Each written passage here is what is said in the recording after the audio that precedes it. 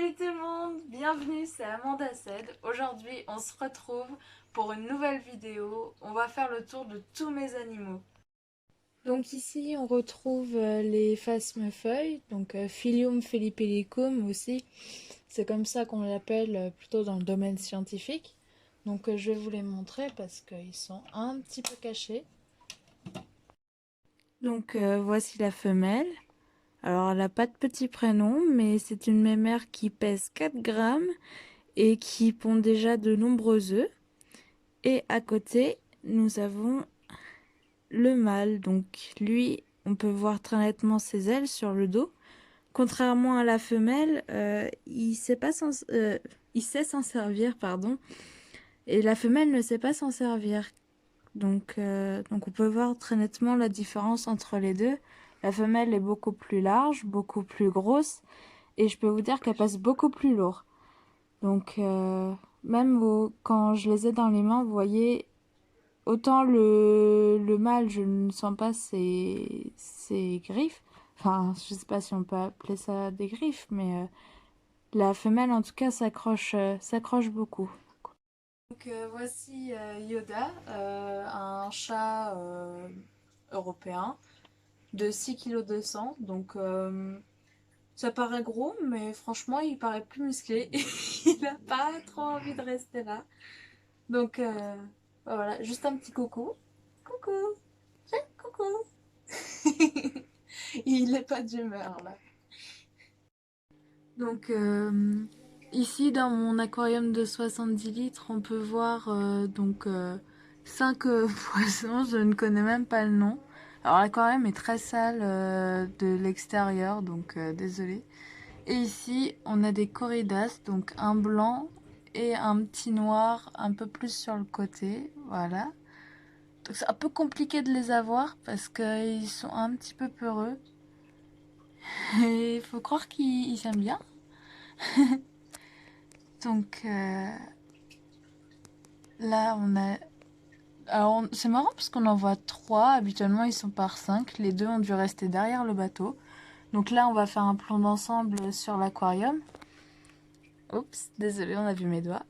Voilà, donc ça c'est mon aquarium de 70 litres. Et voici ma petite chouchoute, donc c'est Misty, un axolote, ou plutôt une axolote puisqu'il s'agit d'une femelle, de couleur sauvage. Elle est seule dans son aquarium, alors oui je sais, il faut qu'il soit minimum par deux parce qu'ils peuvent être stressés ou quoi que ce soit. Mais nous, elle est pas du tout stressée, elle est même plutôt contente, enfin elle nous fait tout le temps la fête, là elle est plutôt calme. Mais habituellement, elle nous fait de ces tranchées dans le sable. Donc là, c'est la nurserie, donc où se trouvent les petits. Donc on les voit pas là, mais je vais vous en montrer un. Donc voici le Periphétes graniferum. Alors qu'il n'a pas de nom français, on pourrait croire que c'est un phasme-bâton, mais quand il grandira, on se rendra vite compte que non. L'image tremble beaucoup parce qu'on a fait un zoom assez important.